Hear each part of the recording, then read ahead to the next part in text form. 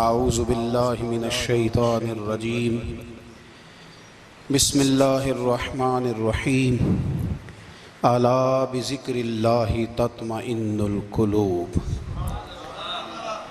صدق اللہ العظیم وصدق رسولہ النبی الکریم ان اللہ وملائکتہ یصلون علی النبی یا ایہا الذین آمنوا صلوا علیہ وسلموا تسلیما اللہم صل علی سیدنا و مولانا محمد معدن الجود والکرم وآلہ وصحبہ وبارک وسلم۔ تمام تعریفیں حمد و ثنا اللہ تعالی جل جلالہ کے لیے۔ زاں بعد درود و سلام نبی اکرم نور مجسم شفیع معظم احمد مجتبی جناب حضرت محمد مصطفیٰ صلی اللہ تعالی علیہ وسلم کی ذات والا صفات کے لیے حمد و صلات کے بعد قرآن مجید نے ارشاد فرمایا الا بذکر اللہ تطمئن القلوب، فرمایا خبردار ہو جاؤ اللہ کے ذکر میں ہی دلوں کا اطمینان ہے، اللہ کے ذکر میں دلوں کا چین ہے۔ لوگ بہت سارا مال، بہت ساری دولت، بہت ساری عقل اور بہت سارا شعور ہونے کے باوجود بے سکون ہیں۔ جس چیز نے زمانے کو تکلیف میں مبتلا کر دیا ہے اور جو چیز ڈھونڈنے سے نہیں ملتی وہ اطمینان ہے، وہ قرار ہے۔ لوگ بھیک مانگتے ہیں، منت کرتے ہیں، دہائی دیتے ہیں کہ کہیں سے سکون کی دولت مل جائے، لیکن وہ میسر نہیں آ رہی۔ بڑے بڑے لوگ ہیں اور میں عرض کر چکا ہوں کہ مالدار بھی ہیں اور عقل مند بھی ہیں، باشعور ہیں، پڑھے لکھے ہیں، پر قلبی سکون، راحت، اطمینان، چین انہیں میسر نہیں آ رہا۔ راتیں جاگ کر گزر جاتی ہیں، دن آزمائش میں بیت جاتا ہے۔ وہ کبھی اس کے لیے ٹھنڈے علاقوں کا سفر کرتے ہیں، کبھی دوستوں کی مجلسوں میں جا کر کے بیٹھتے ہیں، کبھی گھر سے دور اکیلے میں تنہائی میں وقت گزارنے کی کوشش کرتے ہیں، لیکن دولت سکون ناپید ہوتی ہے، میسر نہیں آتی۔ عرش کا رب فرماتا ہے کیوں تو بھٹکتا پھرتا ہے، کیوں دائیں بائیں جاتا ہے، چپ کر کے مسجد آ جا اور لوگوں سے بچ کے تنہائی میں میرا ذکر کر۔ اللہ ملے گا کیا؟ فرمایا اعلیٰ بذکر اللہ تطمئن القلوب، میں تیرے بے چین دل کو چین عطا کر دوں گا۔ وہ تیرا تڑپتا اور پھڑکتا ہوا مزاج، اسے میں سکون کی دولت دوں گا۔ یہ تجھے کہیں اور نہیں ملے گا، یہ میری یاد میں ملے گا۔ یہ چین، قرار، سکون تجھے یہیں میسر آئے گا۔ اطمینان قلبی زندگی کا حسن ہے بھائی، دولت سکون اصل ہے۔ بڑے ٹھنڈے کمرے میں کچھ لوگوں کو نیند نہیں آتی، اور دادا صاحب رحمۃ اللہ علیہ آپ جائیں تو دونوں سڑکوں کے بیچ جو فٹ پاتھ ہے نا، اس پہ بھی کچھ لوگ سوئے ہوتے ہیں۔ ادھر سے بھی گاڑیاں گزرتی ہیں، ادھر سے بھی گاڑیاں گزرتی ہیں، لیکن بس نیند ہے نا، اللہ کا فضل ہے، اس نے دے دی ہے، آنے والوں کو آ گئی ہے۔ اطمینان قلبی، میرا معاشرہ بے سکون ہے، بے قرار ہے۔ مجھے کچھ لوگ کہتے ہیں جی میں آج کل بڑا بور ہو رہا ہوں، تو میں کہتا ہوں یار ہمیں تو ٹائم ہی نہیں ملا آج تک بور ہونے کا، نہیں وقت ہی نہیں اتنا میسر آیا، کون سا ٹائم نکالے جس میں بندہ بور ہو۔ وہ تو ہے کہ انسان کچھ فارغ ہو، کہیں اس کے پاس گنجائش ہو تو بور بھی ہو لے۔ کیسے بور ہو لیتے ہو؟ یہ کیا ہوتا ہے بور ہونا؟ زندگی میں اتنا وقت ہی کہاں ہے کہ انسان بور ہوتا پھرے اور یہ تصور بناتا پھرے کہ میں بڑی آزمائش میں ہوں، تو میں بڑے بور ہو رہا ہوں، تو میں بڑی تکلیف میں ہوں۔ تو وقت بہت زیادہ ہے ہمارے پاس، لا یعنی کاموں میں ضائع بڑا ہوتا ہے، تو ہم بور ہوتے ہیں، پریشان ہوتے ہیں۔ اللہ فرماتے ہیں یہ جو میری یاد ہے نا، لیکن اس کا بھی ایک طریقہ ہے یاد کا، اس طریقے سے اگر میرے رسول کریم علیہ السلام نے فرمایا اللہ کا ذکر اس طرح کرنا کہ دیکھنے والا تمہیں دیوانہ سمجھے۔ لوگ سمجھیں کہ کوئی مجنون ہے، کوئی جنونی ہے، کوئی پاگل ہے۔ یہاں اللہ تعالیٰ معاف کرے، آپ ذکر کی مجلس چھیڑیں، آپ نعت شریف کی مجلس چھیڑیں تو بہت سارے لوگ پروفیسر بن جاتے ہیں، وہ ساری نہیں ہلاتے، ان کی زبان ہی حرکت میں نہیں آتی۔ حالانکہ رب کریم کا ذکر اس طرح کرو کہ دیکھنے والا تمہیں دیوانہ سمجھے، کہیں اور کھونے کی ضرورت ہی نہیں۔ میرے حبیب گویا ہمیں فرماتے ہیں تو رب کے ذکر میں اس طرح کھو جا کہ تجھے دنیا کا خیال ہی نہ رہے، تجھے پھر دنیا کی ہوش نہ رہے۔ لیکن اگر نماز میں بھی خیال غیر آئے، ذکر میں بھی توجہ کہیں اور ہو، زندگی میں وہ عجیب لمحہ تھا، وہ میرے ساتھ تھا اور میں تنہا تھا، اگر ماحول یہ ہو کہ آپ کہیں جسم کے ساتھ تو موجود ہوں، روح موجود نہ ہو، تو پھر لذت ذکر بھی میسر نہیں آتی، پھر کیف نہیں حاصل ہوتا۔ یاد رکھیں کہ اس طرح کھو کے رب کی یاد کہاں سے کیف آئے گا؟ الجھ ہی پڑا گئے ہیں۔ وہ مستی، وہ سرور، وہ کیف جو اللہ کے ذکر میں ہوتا تھا، جو کبھی مرشد کامل کے سامنے بیٹھ کر لوگ اللہ اللہ کرتے تھے تو لگتا یہ تھا کہ یہ یہاں ہیں ہی نہیں، یہ تو کہیں اور چلے گئے ہیں، یہاں موجود ہی نہیں۔ لیکن اب وہ موج نہیں، وہ شوق نہیں، وہ درد نہیں، وہ زیب نہیں۔ اقبال تڑپ کے کہا کرتے تھے، خیرت کی گتھیاں سلجھا چکا ہوں، یا رب مجھے صاحب جنوں کر دے، اللہ مہربانی فرما، وہ کیفیت دے، وہ سرور دے۔ زندگی میں اگر اطمینان چاہتے ہو تو کبھی کبھی سب کچھ بھول کے نا تو مست ہو جایا کرو رب کی یاد میں۔ کبھی کبھی چھوڑ دیں دنیا، چھوڑیں یار موبائل، کسی وقت کریں اس کو بند، چھوڑیں اس بات کا خیال کہ فلانے نے سلوٹ کیا ہے کہ نہیں کی، چھوڑیں۔ حضرت باجزید بستامی رحمت اللہ تعالیٰ علیہ فرماتے ہیں میں نے اعتکاف کبھی اپنی مسجد میں نہیں کیا، اس لیے کہ سارے ہی ہاتھ چومنے والے، سارے ہی پیار کرنے والے۔ فرماتے میں جب اعتکاف کرتا تھا تو میں بستان سے دور نکل جاتا تھا جہاں کوئی مجھے جاننے والا نہ ہو۔ اٹھ بلیا چلو تھے وسیے جتھے وس دینی سارے یننے، نہ کوئی ساڈی ذات پچھانے تے نہ کوئی سانو مننے، چل ادھر چلیں۔ اٹھ بلیا چلو تھے وسیے جتھے وس دینی سارے ہی اننے، نہ کوئی ساڈی ذات پچھانے تے نہ کوئی سانو۔ اتنا شوق ہے سلوٹ کرانے کا، اتنا شوق ہے تعارف کرانے کا، اتنا شوق ہے اپنا بتانے کا، تو یہ چیز غلبہ کر جاتی ہے، پھر نام رہ جاتا ہے، روح نہیں رہتی، پھر وجود رہ جاتا ہے، پھر باطن کی کیفیت نہیں رہتی۔ خدا را اپنے آپ کو بے چین نہ کرو، بے قرار نہ کرو، بے سکون نہ کرو، رب کی یاد میں آ جاؤ، درود و سلام میں آ جاؤ، نعت کے حسن میں آؤ، تلاوت کی دنیا میں آؤ، سجدوں کے نور میں آؤ، آؤ کبھی کھول کے دل مسجد کی صفائیاں کریں، آؤ نہ کبھی کوئی بوڑھا دادی نانی دادا ان کے پاس بیٹھ کے پیر دبا کے اللہ کو راضی کریں۔ یہ کیف والی جگہ ہیں، یہ سرور والی جگہ۔ اتنی بے چین ہماری زندگی ہے، بے قرار ہے، تڑپتے ہوئے لوگ، لڑتے ہوئے لوگ، ایسے لگتا ہے ابھی ایک دوسرے کا گریبان تھام لیں گے، بے قرار بے چین۔ کسی کو انتظار کا کہا جائے نا کہ 10-20 منٹ کسی کا انتظار کرو تو بعض لوگ مجھے ایسے لگتا ہے جیسے یہ ان کا کلیجہ پھٹ جائے گا، ڈاکٹر کے انتظار میں بیٹھے ہیں تو بڑے پریشان ہیں، کسی کو ملنے گئے ہیں کو آدھا گھنٹہ بیٹھنا پڑ گیا تو بڑی دقت میں ہیں۔ اپنے آپ کو سکون دیں۔ آپ یقین کریں بڑا مزہ آتا ہے، کبھی کسی کا انتظار کرنا پڑے تو 2-4 تسبیح درود شریف پڑھی جاتی ہے، یعنی ذوق بن جاتا ہے کہ چلو اللہ نے موقع دیا ہے، کوئی سرکار کو یاد کر لیں، تنہائی مل گئی۔ ہمارا مزاج جس سختی کا شکار ہے، وہ سختی آہستہ آہستہ ہمیں زیادہ آزمائش میں ڈال گئی۔ تو میرے بھائی زندگی میں اطمینان حسن ہے، اور وہ سب سے زیادہ اللہ کی یاد میں ملتا ہے، وہ سب سے زیادہ رب کریم کے ذکر میں۔ سب سے زیادہ جو چاہتا ہے نا دل ٹھنڈا رہے، زبان میٹھی رہے، وہ مدینے والے محبوب پہ درود و سلام پڑھا کرے، وہ حضور پہ درود و سلام پڑھا کرے، زبان میٹھی رہے گی۔ میرا ذاتی تجربہ ہے کہ جو آدمی اپنے اخلاق سنوارنا چاہے وہ حضور پہ درود شریف پڑھے، جو اپنے اخلاق سنوارنا چاہے، طبیعت کو ٹھنڈا رکھنا چاہے، وہ درود شریف پڑھے، اس کا دل سکون میں آئے گا۔ کچھ کام اور ہیں زندگی میں اطمینان کے لیے، ان کا ہونا بھی بڑا ضروری ہے۔ سب سے پہلے اگر آپ چاہتے ہیں نا زندگی میں سکون ہو تو حقیقتوں کا سامنا کرنا سیکھیں، آپ جو ہیں وہ رہنا سیکھیں، جو آپ نہیں ہیں وہ بننے کی کوشش نہ کریں۔ حقیقت کا سامنا کرو گے تو زندگی اطمینان میں آ جائے گی۔ ہم نے نا بہانے بنا لیے ہیں، ہیلے بنا لیے ہیں، جھوٹ کے سہارے اپنے آپ کو اونچا کر لیا۔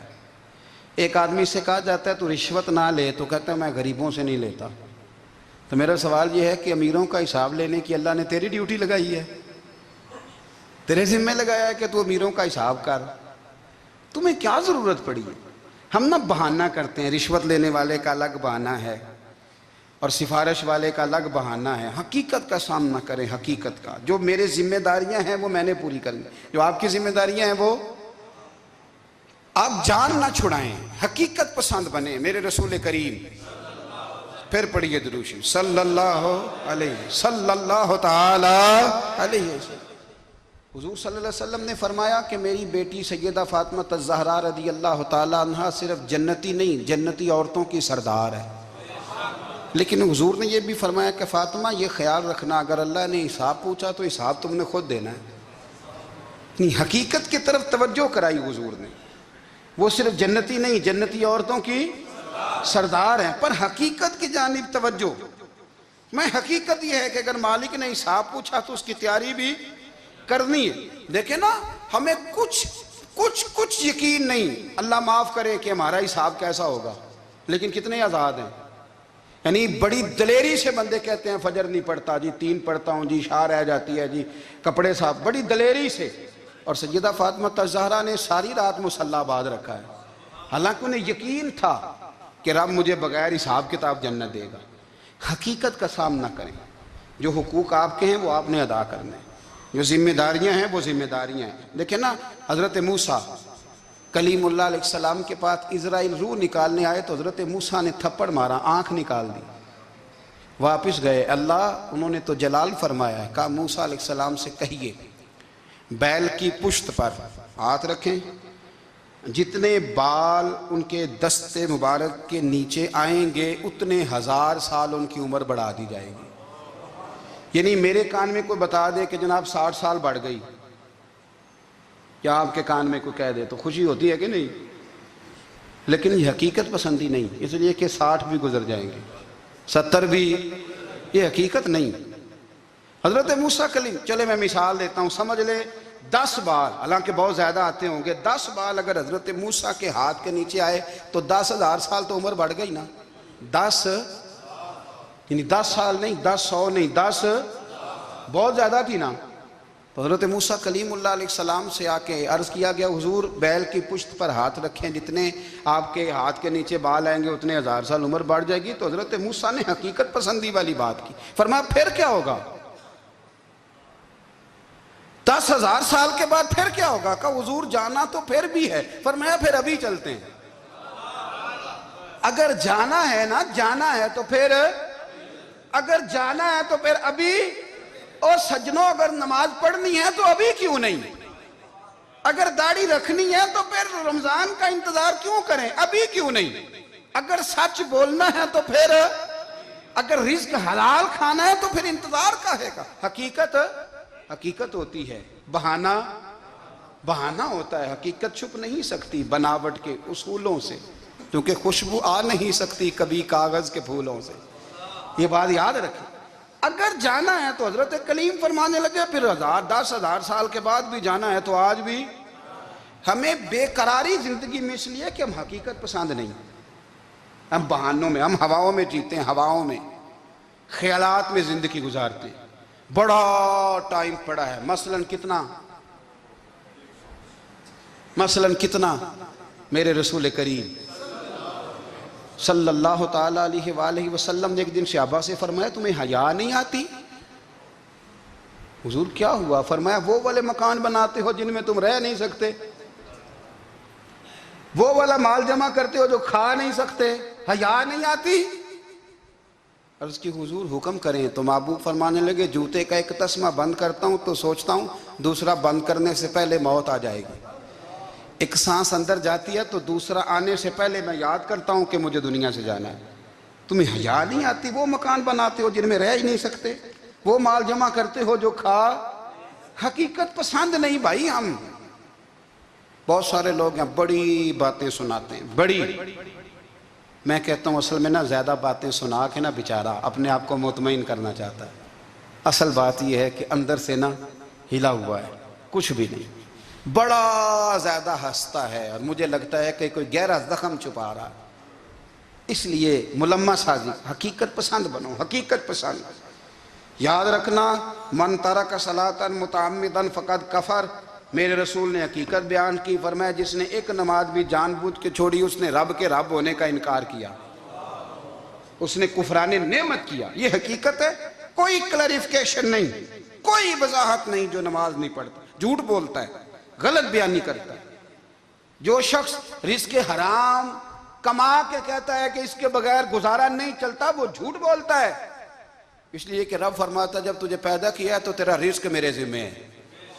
اللہ فرماتا ہے کہ لا یکلف اللہ نفسا الا وسعہا، میں کسی پر وہ بوجھ نہیں ڈالتا جو اٹھا نہ سکے۔ نماز فرض کیا، اس کا مطلب ہے ہم پڑھنے کے قابل ہیں، اس نے ہمارے ذمہ داریاں لگائی ہیں تو مطلب یہ ہے کہ ہم ذمہ داریاں ادا کرنے کے قابل ہیں، ورنہ وہ کہتا ہے میں وہ بوجھ ڈالتا ہی نہیں جو تجھ سے اٹھایا نہ جائے۔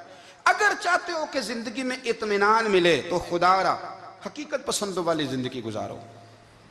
یہ فضاؤں میں زندہ رہنا، ہواؤں میں، اللہ بڑا معاف کرنے والا ہے، اللہ بڑا کریم ہے، معاف کر دے گا، تو بھئی یہ بات صحابہ کو بھی پتا تھی، یہ اہل بیت کو بھی خبر تھی، تو وہ تو ایک ایک بات کا لحاظ کرتے تھے۔ یہ غوث اعظم کو بھی پتا تھی، یہ ان کے والد کو بھی پتا تھی، جنہوں نے کسی کا ایک سیب کھا لیا تھا تو 12 سال اس کے گھر میں نوکری کرتے رہے، انہیں نہیں پتا تھا اللہ بڑا کریم ہے، معاف کر دے گا، ایک سیب ہی ہے نا۔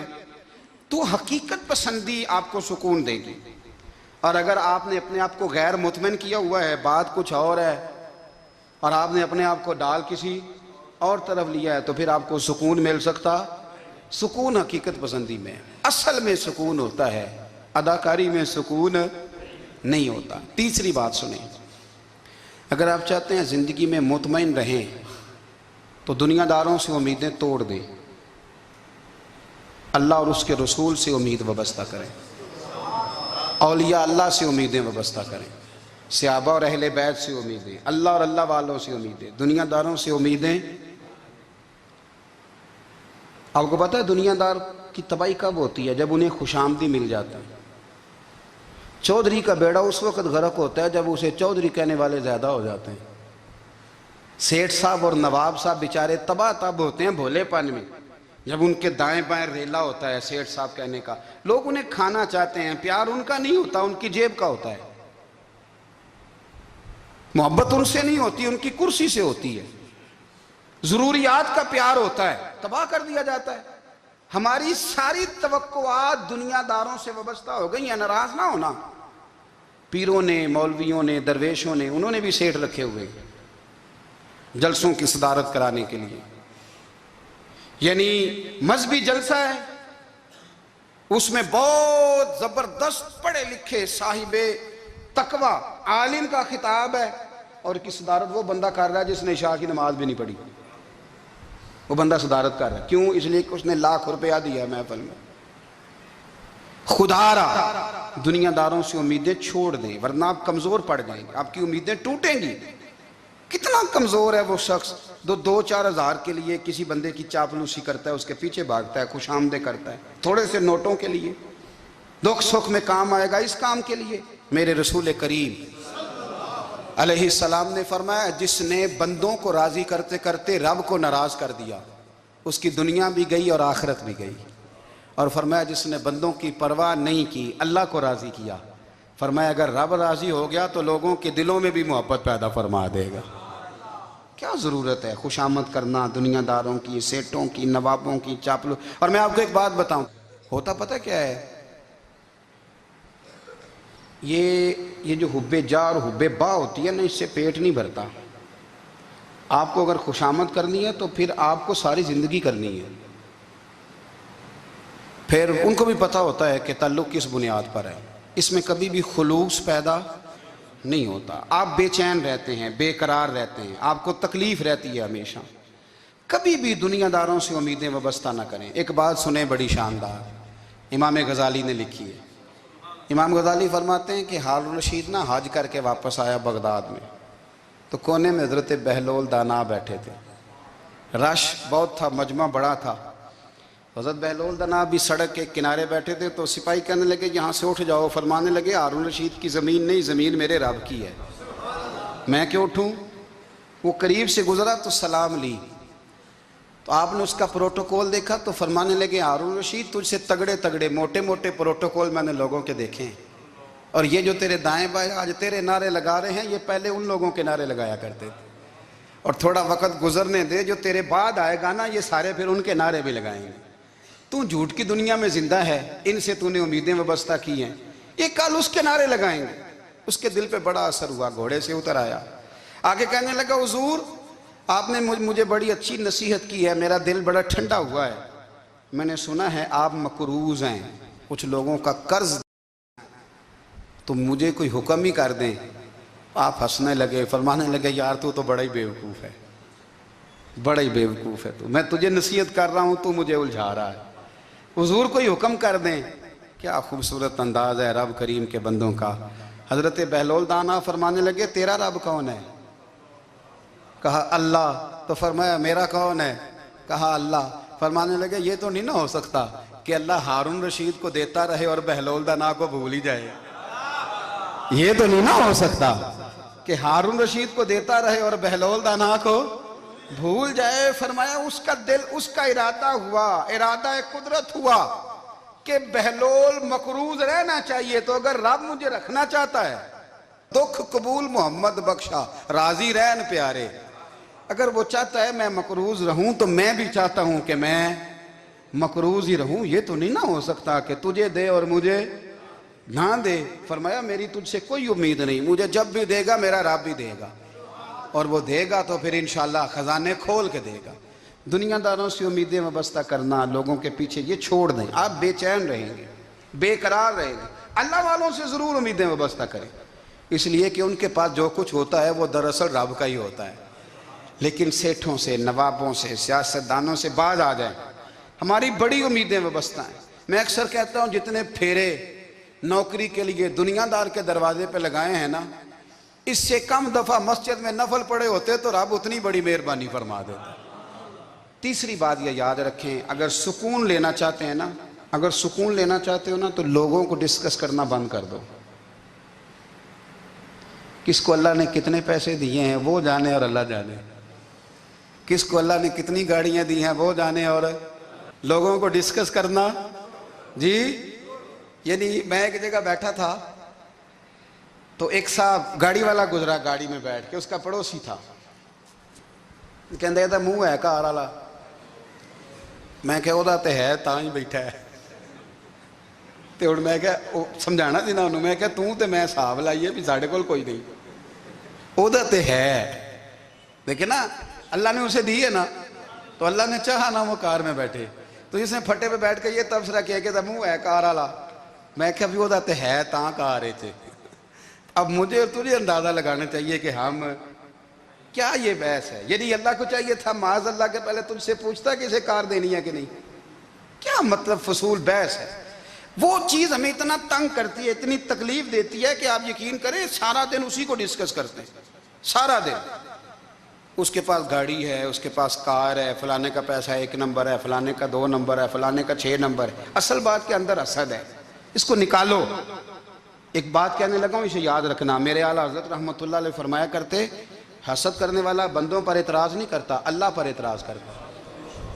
وہ کہتا ہے اللہ اسے کیوں دیا ہے، اتنا کیوں دیا ہے، معاذ اللہ وہ اللہ کی تقسیم پر اعتراض کرتا۔ حسد کرتے ہو بے چین رہو گے، حسد آپ کے دل کو تڑپا کے رکھ دے گا، چھوڑے۔ اللہ بڑا کریم ہے، جس کو جہاں چاہتا ہے وہاں بٹھا دیتا ہے۔ آپ قطعاً اس بحث میں نہ پڑیں کہ اللہ نے کس کو کتنا دیا ہے، کب دیا ہے، کیوں دیا ہے، وہ بڑا بے نیاز ہے۔ حسد آپ کو تباہ کرے گا۔ دنیا میں پہلا گناہ جو ہوا تھا وہ حسد تھا۔ ابلیس نے حضرت آدم سے حسد کیا، کہنے لگا میں بہتر ہوں، سرداری اس کو مل رہی ہے، یہ تو اللہ کو پتہ ہے نا کس کو دینی ہے۔ اور دنیا میں پہلا قتل حسد کی وجہ سے ہوا، حابیل قابیل کے درمیان حسد کا معاملہ تھا، خاتون کا نکاح اس سے کیوں ہو رہا ہے، مجھ سے ہونا چاہیے۔ حسد تباہی کرتا۔ آپ یقین کریں، یعنی دکاندار کے سامنے دوسری دکان پڑتی ہے اور پریشان ہو جاتا ہے، وہ کہتا ہے میرا کیا بنے گا، لا حول ولا قوت الا باللہ العلی العظیم۔ یعنی تیرا کیا خیال ہے کہ تیرے حصے کی روٹی وہ کھا جائے گا؟ اتنا چھوٹا دل، یعنی تیرا موقف یہ ہے کہ تیرے حصے کا نصیب اس تک چلا جائے گا، یہ تیری خواہش ہے؟ ایک دوسرے کی کمزوریاں بیان کرنا، اس کا تو مال ہی ناقص ہے جی، اس کے تو پاس ہی کچھ نہیں، یہ تو کمزور لوگوں کا طریقہ ہے۔ میرے رسول کریم علیہ السلام گزر رہے تھے، پت جھڑ کا موسم تھا، خزاں کا موسم تھا، درختوں کے پتے جھڑ رہے تھے، صحابہ کو ساتھ لے کے حضور گزرے اور ایک درخت کی ٹہنی کو پکڑ کے حضور نے ہلایا۔ صحابہ فرماتے ہیں کہ چھم چھم اس کے پتے گرے، زمین پر ڈھیر لگ گیا۔ حضور نے فرمایا دیکھا تم نے کیا ہوا؟ حضور ہاں۔ فرمایا کتنی تیزی سے پتے جھڑے ہیں، صرف تنا رہ گیا ہے اور خالی ٹہنیاں رہ گئی ہیں، کوئی حسن بچا ہے؟ حضور نہیں۔ تو نبی کریم فرمانے لگے جو حسد کرتا ہے نا، اس کی نیکیاں بھی اسی طرح جھڑ جاتی ہیں، اسی طرح۔ اور ایک جگہ حضور فرمانے لگے جس طرح راکھ لکڑی کو آگ کھا جاتی ہے، جس طرح لکڑی کو آگ، جب آگ کھا جائے تو پھر لکڑی کو لکڑی نہیں کہا جاتا، راکھ کہا جاتا ہے، کوئلہ کہا جاتا ہے، اس کی اصل باقی یعنی اسے کھائی جاتی ہے۔ تو حضور علیہ السلام فرمانے لگے جس طرح آگ لکڑی کو کھا جاتی ہے، فرمایا اسی طرح حسد نیکیوں کو کھا جاتا ہے، نیکیاں رہتی نہیں۔ حسد کرنے والے کے پاس نیکیاں یعنی ان کی اصل شکل موجود، کبھی بھی حسد نہیں کریں۔ اللہ کی تقسیم ہے، جس کو چاہے جب چاہے جتنا چاہے عطا کرے۔ اور چوتھی بات میرے بھائی، کبھی بھی بغض نہ پیدا کریں، بغض والے لوگ بے سکون رہتے ہیں۔ بہت ساری کمزوریاں ہمارے اندر ہوتی ہیں نا، پھر اللہ ہماری روزی تو نہیں نہ بند فرماتا، یہ تو نہیں کہتا کہ زمین سے نکل جاؤ۔ اگر یہی والا معاملہ ہو جو ہمارا ہے کہ شادی پہ اس نے میرے ساتھ برا سلوک کیا تھا، اب ساری زندگی بغض رکھنا ہے، اگر یہی معاملہ فرشتے اللہ کی بارگاہ میں کہیں کہ یا اللہ اس نے فلانے دن شراب پی تھی، اب اس کو زمین میں نہیں رہنے دینا، نظام زندگی چلے گا؟ تو اگر اللہ ہمیں معاف کرتا ہے تو ہم بندوں کو معاف کیوں نہیں کرتے؟ آپ یقین کریں اتنی لمبی عداوتیں، اتنا لمبا حسد، اتنا لمبا بغض، اتنا لمبا۔ حدیث میں نے پڑھی، میں حیران رہ گیا۔ میرے نبی کریم علیہ السلام نے فرمایا اپنی بیوی سے کبھی بغض نہ رکھنا، اگر اس کی ایک بات ناپسند ہو تو اسے چھوڑ کے وہ بات دیکھو جو تمہیں پسند ہے۔ میں اس حدیث کو پڑھ کے سوچنے لگا کہ کیا بیوی کا بھی بغض رکھتے ہیں لوگ؟ اب حضور نے کہا ہے تو اس کا مطلب ہے لوگ بیوی کا بغض بھی رکھتے ہیں۔ اب اس پر استدلال کر کے مجھے کہنا پڑے گا کہ سسرال والوں کا بغض بھی رکھتے ہیں، کہنا پڑے گا کہ بھائی کے سسرال والوں سے بھی بغض رکھتے۔ اس حدیث کی روشنی میں سمجھا کہ لوگ بھابھی کا بغض بھی بغض رکھتے ہیں، بغض، ورنہ عادتیں تو ہماری بھی کئی بری ہوتی ہیں۔ اگر عادات ایک وجہ بنے اختلاف کی تو عادتیں تو ہماری بھی کئی بری ہیں، لیکن ہم اپنی بری عادتوں سمیت اپنے آپ سے پیار کرتے ہیں، اور سامنے والے کی ایک بھی عادت بری ہو تو اس سے بغض رکھتے ہیں۔ بغض نہ پیدا کریں۔ میرے نبی پاک علیہ السلام نے فرمایا کچھ چیزیں تمہارے دین کو مونڈ ڈالیں گی، تباہ کر دیں گی، کاٹ دیں گی۔ حضور کون سی؟ فرمایا حسد، تکبر اور بغض، یہ تمہارے دین کو تباہ کر دیں۔ ہم بے چین اس لیے ہیں کہ ہم نے بہت سارے لوگوں کا بغض پالا ہوا ہے، اور ہر فیلڈ میں سیاستدان نے سیاستدان کا، ذاتیات پر اتر کے بات کرتے ہیں، معزز ترین لوگ، تاجر نے تاجر کا، اللہ ماشاءاللہ بعض جگہ پہ اہل علم بھی ایک دوسرے سے عداوت رکھتے ہیں۔ خدا را دل رب کریم کے آنے کا ٹھکانہ ہے، یہ صاف ہوگا تو اس میں رب رسول کے جلوے ہوں گے، اگر اس میں عداوت ہو، اس میں بغض ہو، اس میں کینہ ہو، نفاق ہو۔ سنیں میرے رسول کریم حضرت ابوبکر صدیق رضی اللہ تعالیٰ عنہ کہتے ہیں میں رو ہی پڑا۔ مکہ فتح ہوا نا تو اکرمہ بن ابو جہل نے پیغام بھیجا کہ میں نا کلمہ پڑھنے کے لیے آ رہا ہوں۔ بات لمبی ہے، میں موضوع پہ رہنا چاہتا ہوں۔ کہتے ہیں جب وہ آنے لگا نا تو نبی پاک نے ہم سب کو بلایا، ہم حاضر خدمت ہوئے تو حضور فرمانے لگے کہ اس کے باپ نے نا بڑا ظلم کیا ہے ہمارے ساتھ، ابو جہل نے بڑا ستایا ہے، بڑی تکلیف دی ہے۔ آپ مجھے بتلائیں کہ وہ ایک دفعہ کسی شادی پہ بحث ہوتی ہے بیوی کے بھائی کے ساتھ، پھر ساری زندگی اس بیچارے کو معافی وہ 10 دفعہ گھر آتا ہے معافی مانگنے پر سوال ہی نہیں پیدا ہوتا، میں او ہو مجھے ہی کہہ دیا، یعنی پھر میں مجھے ہی کہہ دیا آپ نے اور میری شان میں بے ادبی اور پھر میں معاف کر دوں، توبہ توبہ توبہ، یہ کیسے ہو سکتا ہے؟ میری ناک نیچی ہو جائے گی اور آپ نے مجھے کہہ دیا، سوال ہی نہیں پیدا ہوتا۔ اور یہ رونا میں اکثر ہوتا ہوں کہ شادی والے دن داماد صاحب کا زیادہ دماغ خراب ہوتا ہے، جب چھوٹی سالی کی شادی ہوتی ہے نا، اس دن اس کو بخار چڑھتا ہے، کوئی اس کو کان میں کہتا ہے تیری عزت نہیں کر دے، اس دن اس کا دماغ خراب ہو جاتا ہے، بچے اٹھا کے نکل آتا ہے، وہ بیچارہ سسر منتیں کر رہا ہوتا ہے کہ تیری مہربانی آ جا، یہ عزت کرا رہا ہے۔ تو میں نے کہا احتجاج کر کے جو عزت کرائی جاتی ہے وہ عزت نہیں ہوتی۔ ہاں یہاں مانگ کے عزت لیتے ہیں لوگ، یا احتجاج کی کوئی عزت ہے؟ آپ کے اندر کمالات اتنے ہوں کہ آپ کی عزت کرنے کو دل چاہے، یعنی مزہ آئے، یعنی لطف آئے، یعنی آپ دور بیٹھے ہوں تو کسی کا دل کرے آپ کو اسٹیج پہ بلانے کے لیے۔ یہ کیا بات ہوئی کہ چھائے جانا اور بھاگ کے آگے جانا؟ ان سے نکلیں۔ اکرمہ بن ابو جہل کلمہ پڑھنے کے ارادے سے آ رہے ہیں، حضور علیہ السلام نے صحابہ کو بلایا، کتنی زیادہ دعوت رکھی جا سکتی تھی معاذ اللہ؟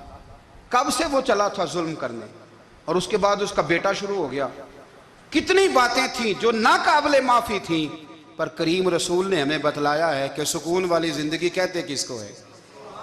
جب سب لوگ جمع ہو گئے تو حضور نے فرمایا بھئی وہ کلمہ پڑھنے آ رہا ہے، اس کے باپ نے ظلم بڑے کیے ہیں، پر میری نصیحت یہ ہے کہ اس کے سامنے اس کے باپ کو کوئی برا نہ کہے، خبردار کوئی اس کے سامنے کوئی بات نہ کرے۔ اب وہ کلمہ پڑھنے آ رہا ہے، مطیع ہو کے آ رہا ہے، بان کے آ رہا ہے۔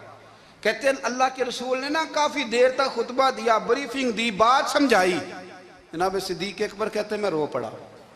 ایک صحابی مجھے کہنے لگے تمہیں کیا ہوا؟ تو میں نے کہا میں مصطفیٰ کی رحمت پہ رو رہا ہوں، دیکھو کن کے لیے حضور گراؤنڈ بنا رہے ہیں، اے دیکھو کن کے لیے حضور تیاری کر رہے ہیں، جنہوں نے ساری زندگی دشمنی کی۔ خدا را یہ اندر سے عداوتیں نکال پھینکو۔ او بھائی اتنا تو لمبا ٹائم ہی کوئی نہیں، اتنا تو وقت ہی کوئی نہیں، اس کو صاف رکھو۔ بندہ کوئی کر بھی گیا تو کوئی حرج نہیں، چنگی مندی سجنا کولوں 100 واری ہو جاندی، یار یاراں دا گلہ نہیں کر دے، اصل پریت یار یاراں دا جڑا گلہ کردا جے یار نہیں جے ہوندا۔ ہاں پکی بات، پکی پیڑی۔ میرا ایک سنگی مجھے آ کے آنے لگا فلانی جگہ بندہ یہ بات کر رہا تھا، میں کہ تو ہوتے ہی سے سوندا سے تم ہی نال ہی سے، میرا تو سجن باس ہونی نہیں سکتا۔ چنگی مندی سجنا کولوں 100 واری ہو جاندی، یار یاراں دا گلہ نہیں کر دے، اصل پریت جنہ دی۔ ہاں جو بندے پھر ہوتے اس طرح کے ان کے لیے بھی میاں صاحب نے کہا ہے، ان کے لیے بھی میاں صاحب نے کہا ہے، ان کے لیے بھی آپ نے بات ارشاد فرمائی ہے۔ آپ نے فرمایا چنگا ہویا لڑ نیڑیوں چھٹا، کتے عمر نہیں لنگی ساری، بے قدران دی یاری کولوں توبہ لکھ لکھ باری، او چنگا ہویا لڑ نیڑیوں چھٹا، کتے عمر نہیں لنگی ساری۔ یہ اس طرح کا تھا نا شکوے کرنے والا، بغض رکھنے والا۔ فرمایا بے قدران دی یاری کولوں توبہ، یعنی لاکھ تے لاکھ کنے ہو گئے، یعنی 2 لاکھ باری توبہ کی تھی انہوں نے، گنی نہیں جا سکتی جتنی میاں صاحب نے توبہ کر دی۔ بے قدرے دوست، بے قدران دی یاری کولوں توبہ لکھ لکھ باری، چنگا ہویا لڑ نیڑیوں چھٹا، کتے عمر نہیں لنگی ساری۔ تو مہربانی کریں، ایک تو اگر آپ مطمئن رہنا چاہتے ہیں تو کبھی کبھی نا مست ہو کے ذکر الہی کریں، مست ہو، وہ والا ذکر نہیں جس میں آپ موبائل بھی دیکھ رہے ہیں اور کہانیاں بھی۔ میرے سامنے کو بندہ جمعے والے دن یا تقریر کے درمیان تسبیح لے کے بیٹھ جائے تو میں اس سے پوچھتا ہوں تو دو کام ایک ٹائم جی میں پہ کرنا ہے؟ میری بھی بات سن رہے ہو، تسبیح پڑھی تو ممکن ہی نہیں، تسبیح تو تسبیح ہے، جب وہ ہوگی تو پھر کوئی اور کام سوال ہی نہیں پیدا ہو۔ ایک تو ذکر کریں محو ہو، دوسری بات حقیقت کا سامنا کریں۔ آپ اگر مطمئن رہنا چاہتے ہیں تو حقیقت پسند بنیں۔ تیسری بات حسد چھوڑ دیں، دوسروں کو ڈسکس کرنا چھوڑ دیں، آپ یہ دیکھیں کہ اللہ نے مجھے کیا کچھ دیا، اس پہ راضی رہیں۔ اور چوتھی بات عداوت چھوڑ دیں، سینے میں کینہ چھوڑ دیں، آپ کی زندگی مطمئن ہو جائے گی، آپ خوشحال رہیں گے۔ وہ جو آپ لفظ کہتے ہیں نا کہ میں بور ہوں، میں پریشان ہوں، اس سے آپ نکل آئیں گے۔ اللہ ہمیں محبوب کی غلامی میں زندہ رکھے، غلامی میں موت